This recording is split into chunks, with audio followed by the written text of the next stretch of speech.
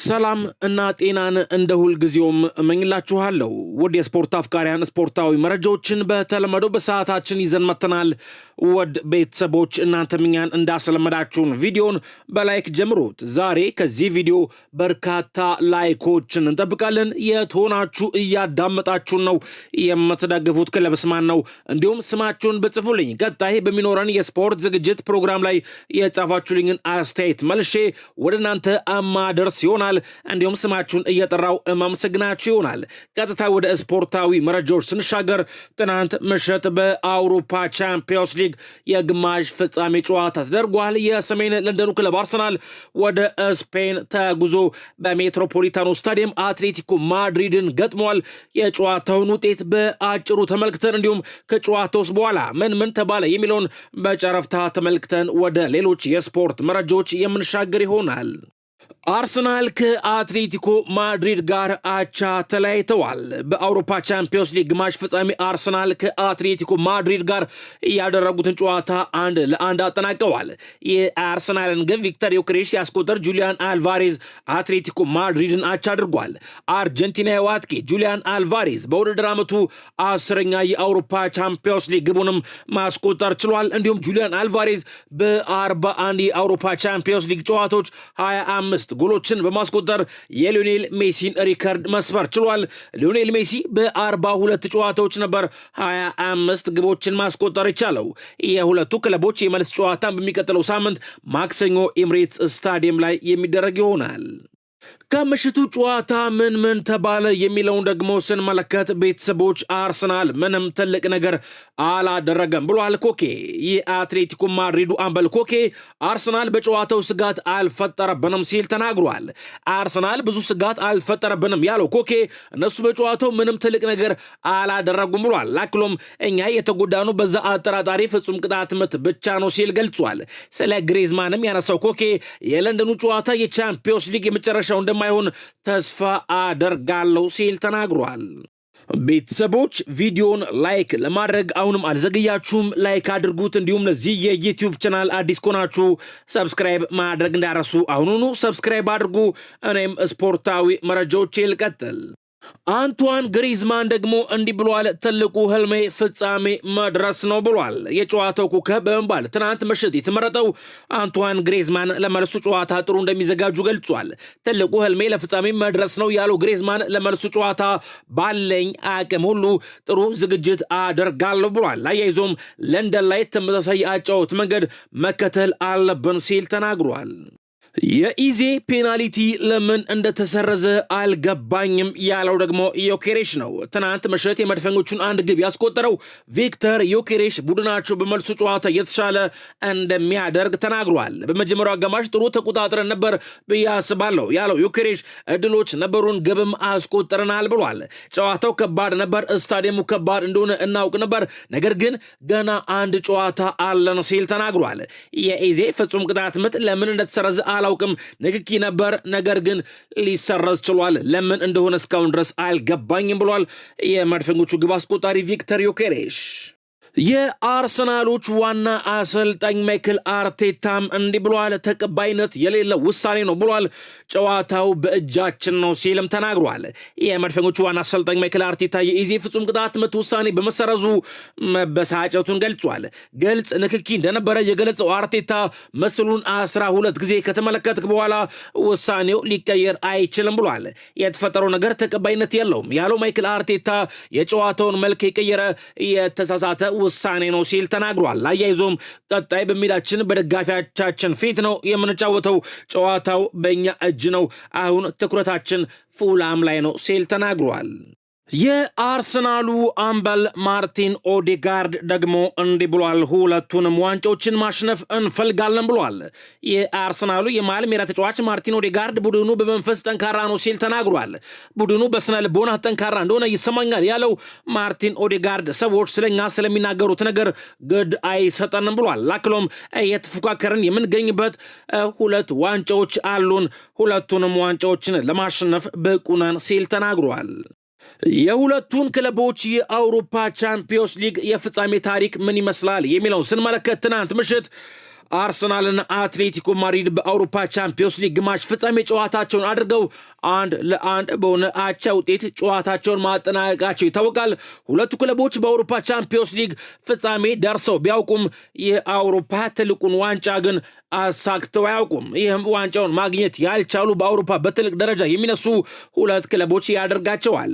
አርሰናል የአውሮፓ ቻምፒዮንስ ሊግ ፍጻሜ ብቸኛ ፍልሚያው እንደ ኤሮፓውያን አቆጣጠር 2006 ላይ ነበር። መድፈኞች በወቅቱ በሮናልዲኒዮ ጎቾ በሚመራው ባርሴሎና ነበር የተሸነፉት። አትሌቲኮ ማድሪድ በበኩሉ 3 ጊዜ 1974፣ 2014 እና 2016 ላይ ለአውሮፓ ቻምፒዮንስ ሊግ ፍጻሜ ደርሶ ያውቃል።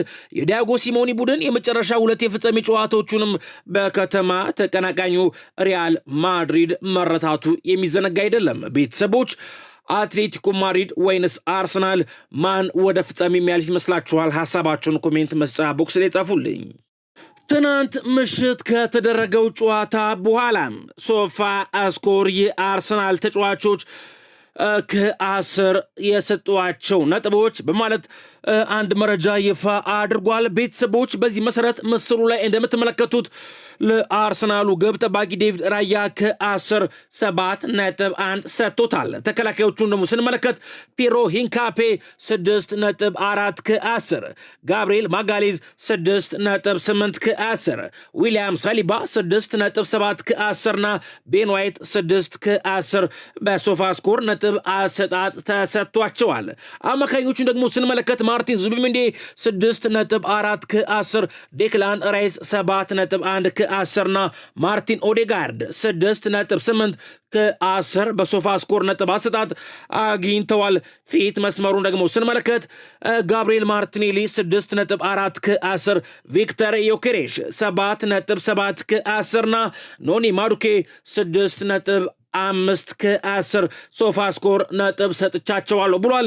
ትናንት ምሽት ከነበሩት የአርሰናል ተጫዋቾች መካከል በሶፋ ስኮር ከፍተኛ ነጥብ ያገኘው የአርሰናሉ የፊት መስመር አጥቂ ቪክተር ዮኬሬሽ ሲሆን 7.7 ከ10 አግኝቷል ብሏል ሶፋ ስኮር በመረጃው። እንዲሁም ለአትሌቲኮ ማድሪድ ተጫዋቾችም የሰጣቸውን ነጥብ ስንመለከት ቤተሰቦች ለኦብላክ 6.6 ከ10፣ ተከላካዮቹን ደግሞ ስንመለከት ለሊዮሬንቴ 6.8 ከ10፣ በፑቢል 6.8 ከ10፣ አንኮ 5.9 ከ10 ና ሩጌሪ 7.2 ከ10 አግኝተዋል። አማካኞቹን ደግሞ ስንመለከት ሲሞኒ 6.7 ከ10፣ ኮኬ 6.9 ከ10፣ ካርዶሶ 7 ከ10 ና አዴሞላ ሉክማን 7.1 ከ10 አግኝተዋል።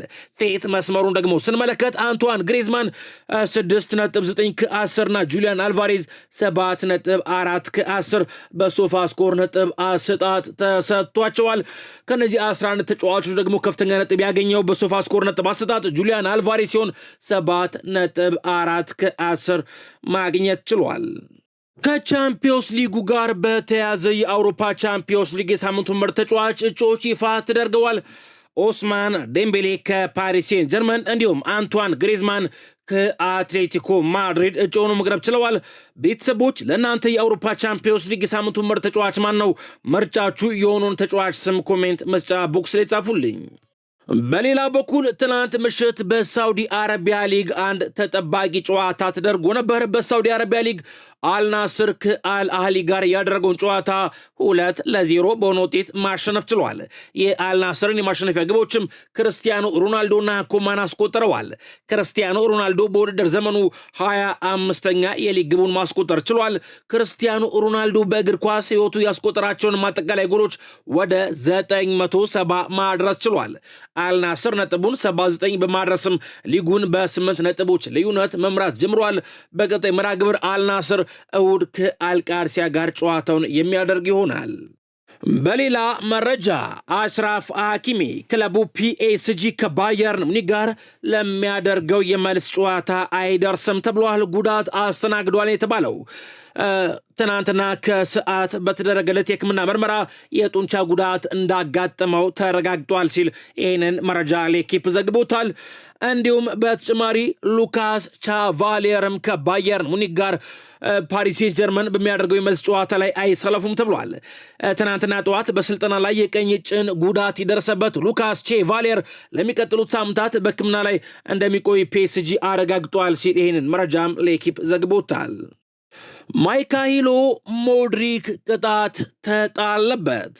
ዩክሬናዊ የቼልሲ ተጫዋች ሚካይሎ ሞድሪክ ያልተፈቀደ አበረታች ንጥረ ነገር ወስዷል በሚል ከእግር ኳስ ታግዶ እንደሚገኝ ይታወቃል። የእንግሊዝ እግር ኳስ ማህበርም ባለፈው ዓመት ተጫዋቹ ላይ ክስ መመስረቱን ማሳወቁ አይዘነጋም። አሁን ላይ የእንግሊዝ እግር ኳስ ማህበር ሚካይሎ ሞድሪክን ለ4 ዓመታት ከእግር ኳስ እንዳገደው ተገልጿል።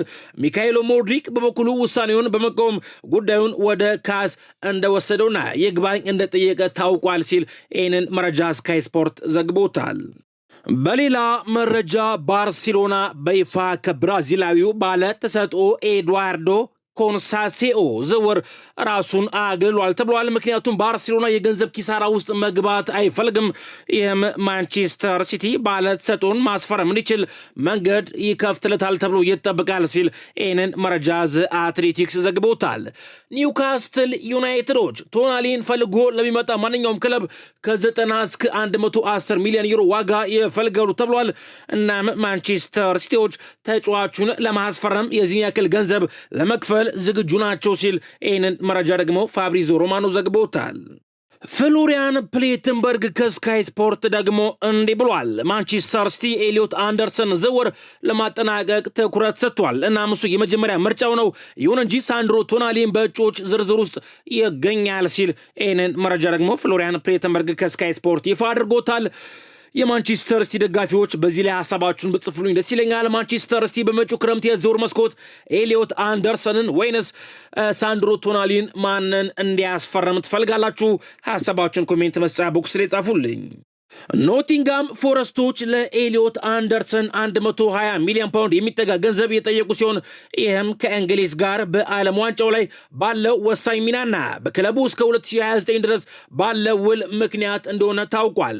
በተጨማሪም ኖቲንጋም ፎረስቶች በተጫዋቹ ላይ ይህንን ያህል ዋጋ የለጠፉበት ምክንያት ሞይሰስ ካይሴዶ በ2023 ከብራይተን ወደ ቼልሲ ያደረገውን ዝውውር የ115 ሚሊዮን ፓውንድ ዝውውርን በማየት ነው ሲል ይህንን መረጃ ሜን ስፖርት ዘግቦታል። ማንቸስተር ሲቲ እና ቼልሲ የአንደርሌክቱን ድንቅ ባለተሰጥኦ አማካይ ናታን ዳካትን ለማስፈረም ፍላጎት አሳይተዋል ተብሏል። ይህንን መረጃ ፋብሪዞ ሮማኖ ዘግቦታል። የ17 ዓመቱ ተጫዋች ለማስፈረም በሚደረገው ግብግብም ባየርን ሙኒክ ይገኝበታል ተብሏል። ሁለቱም ክለቦች አሁን ላይ ከጀርባ ይገኛሉ። ምክንያቱም የጀርመኑ ክለብ ከተጫዋቹ ወኪሎች ጋር ግንኙነት ቀድሞ አድርጓል ተብሏል። ጃክ ግሪሊሽ በዚህ ክረምት ወደ ኤቨርተን በቋሚነት መዘዋወር ይፈልጋል ተብሏል።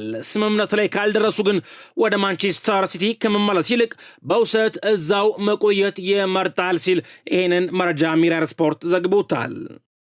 ጋላታሳራዮች የቱርኩ ክለብ በዚህ ክረምት ከአውሮፓ ስመጥር ክለቦች መካከል አንዱ ለመሆን ደረብ ዝውውር ለማድረግ እቅድ ይዘዋል ተብሏል። በዚህም ለብሩኖ ፈርናንዴዝ ትልቅ ፕሮፖዛል እያዘጋጁ ሲሆን እንዲሁም በርናንዶ ሲልቫን ከማንቸስተር ሲቲ በነፃ ዝውውር ለማስፈረም አቅደዋል ሲል ይህን መረጃ ፋብሪዞ ሮማኖ ዘግቦታል። ፊፋ አዲስ ህግ ሊያወጣ ነው። ቤተሰቦች ይህንን መረጃ ስካይ ስፖርት ዘግቦታል። ዓለም አቀፉ የእግር ኳስ የበላይ ጠባቂ ፊፋ በቀጣይ አካዳሚ ተጫዋቾችን የሚመለከት ህግ ለማውጣት ማቀዱ ተገልጿል።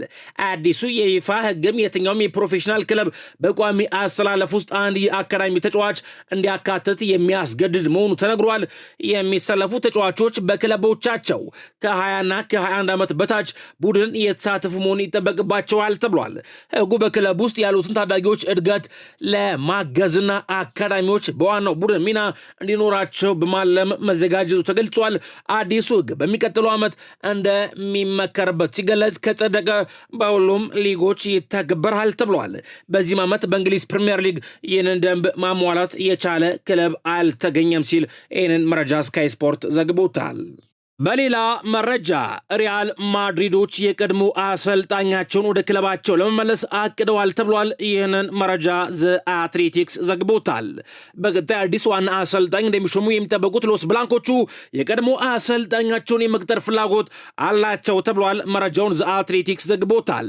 የክለቡ ፕሬዚዳንት ፍሎሬንቲኖ ፔሬዝ አሰልጣኝ ጆዜ ሞሪኒዮን በቀጣይ አልቫሮ አርቤሎአን እንዲተካላቸው መፈለጋቸው ተገልጿል። የክለቡ ፕሬዚዳንት ፍሎሬንቲኖ ፔሬዝ የቀጣዩን አሰልጣኝ የመወሰን መብት እንዳላቸው ታውቋል።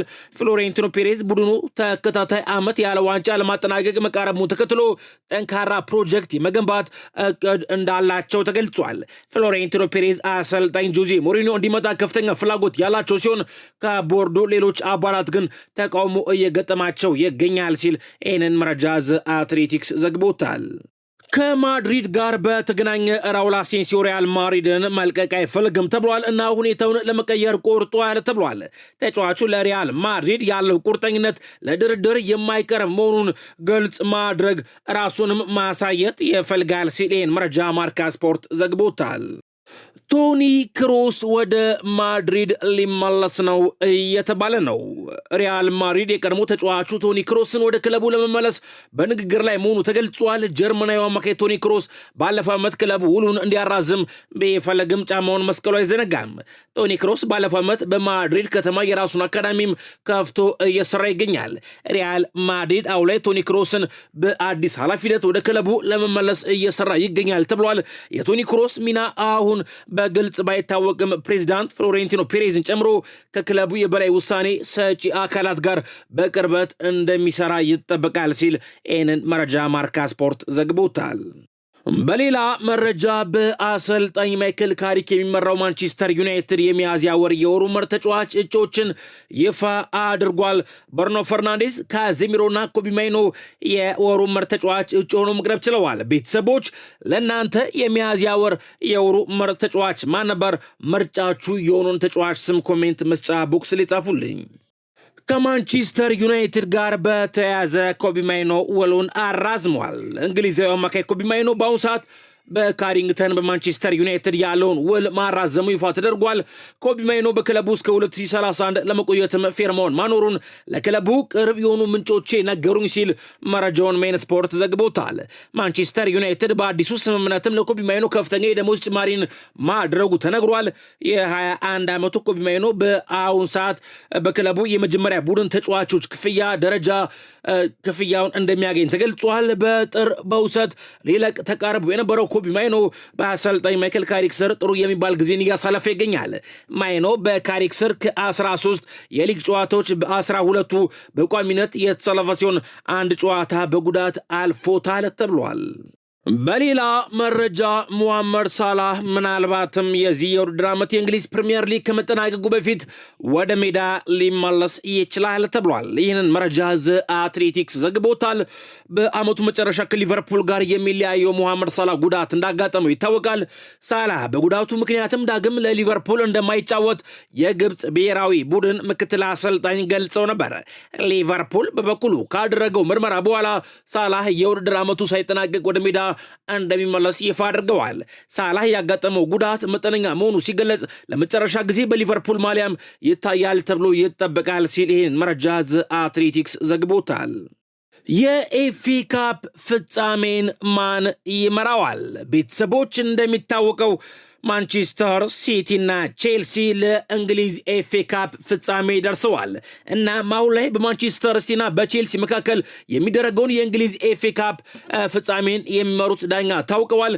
ዌምብሌ ላይ የሚደረገውን ተጠባቂ ጨዋታን ዳረን ኢንግላንድ በመሃል ዳኝነት እንዲመሩት ተመርጠዋል። ዳረን ኢንግላንድ የመጀመሪያውን የእንግሊዝ ኤፍኤ ካፕ ፍጻሜ ጨዋታንም የሚመሩት ይሆናል። ፒተር ባንክስ ደግሞ ጨዋታውን በቫር ዳኝነት እንዲመሩት ተመርጠዋል።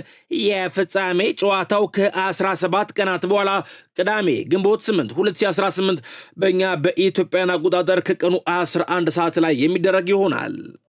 በሌላ መረጃ ሳንቲ ካዞርላ ጫማውን ሊሰቅል ነው ተብሏል። ለስፔናዊ ቀድሞ የአርሰናል አማካይ ሳንቲ ካዞርላ በዚህ ዓመት ጫማውን ለመስቀል ማቀዱን አሳውቋል። ሳንቲ ካዞርላ በአሁኑ ሰዓት በልጅነት ክለቡ ሪያል ኦቬዶ እየተጫወተ ይገኛል። የ41 ዓመቱ ሳንቲ ካዞርላ አሁን ላይ ጫማውን ለመስቀል ከጥቂት ሳምንታት በፊት ወስኛለሁ ሲል ተናግሯል። ሁሉም መጀመሪያና መጨረሻ አለው ያለው ካዞርላ በሚቀጥሉት ቀናት ይፋ አደርጋለሁ ሲል ተናግሯል። አክሎም የልጅነት ህልሜን አሳክቻለሁ፣ በቀሪ ጨዋታዎች መዝናናቴን እቀጥላለሁ ሲል የቀድሞ የአርሰናል አማካይ አሁኑ የሪያል ኦቬዶ ተጫዋች የሆነው ሳንቲ ካዞርላ ተናግሯል። የት ሆናችሁ እያዳመጣችሁን ነው? የምትደግፉት ክለብስ ማን ነው? እንዲሁም ስማችሁን ብጽፉልኝ ውድ ቤተሰቦች ቀጣይ በሚኖረን የስፖርት ዝግጅት ፕሮግራም ላይ የጻፋችሁልኝን አስተያየት ያነበብኩኝ ስማችሁን እየጠራው ማመሰግናችሁ ይሆናል። ለዛሬ ያስኩላችሁ አጫጭር የስፖርት መረጃዎች እነዚህ ነበሩ። ለምታሳዩን ድጋፍ፣ ለአስተያየቶቻችሁ፣ ለሀሳቦቻችሁ ሁሉ በድጋሚ ማመስገን ፈልጋለሁ። በሌሎች የስፖርት መረጃዎች ተመልሰን እስከምንገናኝ ሰላም እና ጤናን እንደ ሁልጊዜውም እመኝላችኋለሁ።